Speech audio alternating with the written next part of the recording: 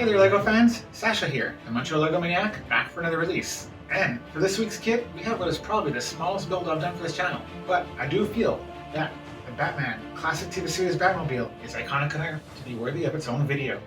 Kit number 76188 at 345 pieces. And when built, this should just be a nice little Batmobile that would fit really nicely into my Lego City over here.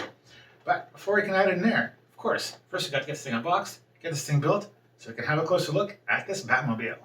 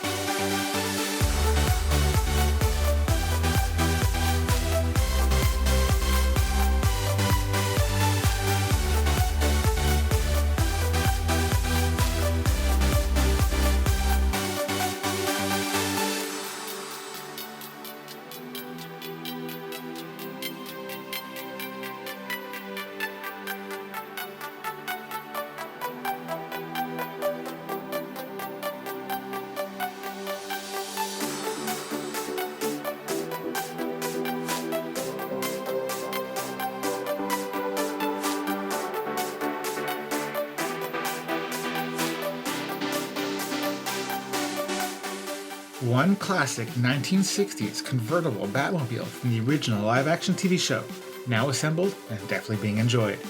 This very unique and highly recognizable muscle car only saw 2 seasons worth of episodes, yet that was enough to capture the imaginations of the fans, who, along with the collectors out there, find the small number of these that were produced for the TV show to be very desirable collectibles.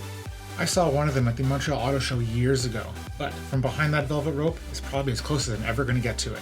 Which, in part, is why I'm really happy that LEGO decided to re-release this Batmobile so that we can enjoy it in its mini form. Seen here, the Batmobile is assembled with 2 stud shooters sticking out the front hood, which does add some nice playtime action, but I'm happy to report that the kit comes with pieces allowing you to remove the stud shooters and instead have a nice smooth finished hood, which is my personal aesthetic preference, so we're going to do the rest of this review without them. Starting as usual right in the front, we have a wide, low-sloping front hood with those classic muscle car aggressive looking headlights, which are mounted just above the grille, which is separated by a small point in the middle that lines up on top of the hood with that classic Batman detailing. That matches up with the red stripe that we continue to see as we rotate around to the driver's side, where the red stripe continues down the entire length of the vehicle, making its way over both wheel wells. In the matching style, the rear fin has a red stripe that travels half the length of the vehicle, with a little Batwing detailing in the back. And in matching red, we've got the Batman logo on the driver's side door and on each hubcap. The back end is very sleek, as it very nicely slopes down from behind the driver, all the way to the jet exhaust, right in the center, which is flanked on either side by these little markings which I can't identify, so if you know, please put in comments below, which are themselves at the very end of the red stripe that makes its way around the entire car. Back here, we also find the trunk, which, when you flip it open, find is a convenient place to store the pieces that you're not using for the front hood. In this case, the sleek pieces. Additionally, this is a pretty good place for Batman to store his batarangs, which, if you bought some other Batman kits, you've probably got plenty of spares laying around. Just ahead of that, we have these 3 little pipes right in the center, which I believe are connected to the exhaust system. And in the interior, Batman himself has the steering wheel, access to a few controls on his right, including the red bat phone, whereas Robin, on the other side, in addition to being able to reach the bat phone and the center console, also has his own instrument panel, Now we come to this little plaque, which has some fun little factoids about the Batmobile, such as having a max speed of 350 miles per hour, and not running on standard gasoline as it uses bat fuel. This is all attached to the display stand, which has this tiny little red nub sticking out, which is intended to be inserted into the hole in this round plate, so that when you mount the Batmobile on top of it, not only does it sit securely, but you can also rotate it around, displaying it at the angle of your choosing. And now, to the minifigures, where we have one classic Adam West Batman in his light gray and dark blue suit, and, as one would expect, having a Batarang in hand. Then we have the Joker, looking flashy as ever, with his bright pink suit, neon green hair, painted white face, with a maniacal grin, and having a grappling gun in hand, because I guess he was planning on scaling some buildings. With the Batmobile being an 8-stud wide car, it's a little bit limiting as to how much detail one can incorporate. So, while I do feel that there's a few curves that haven't been quite represented as I ideally would have liked them, at this scale I don't think you could have done that much better. That being said, I feel there's two little details that could use a little modding. First, right in the front center of the hood, I feel the piece with the small red detailing should be one stud further forward. Shouldn't be too hard to figure that out. And all the way in the back, there's no flame for the engine. I mean, I don't know how they didn't think of that. I'm definitely gonna just stick that in. And there's one other thing that I feel is lacking. Where's Robin? I mean, he's a staple of the TV series. He was there from the beginning, and I'm pretty sure he was there in every episode, so I don't know why he's not in this kit.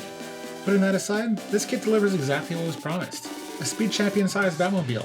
One that would look great sitting either on a shelf all by itself, in a Batman collection, or as part of a LEGO City display. As to a play kit, I find it has a few shortcomings. First, the pieces that are mounted right above the headlights are only attached by one stud, so they come off very easily, which is not ideal for a play situation.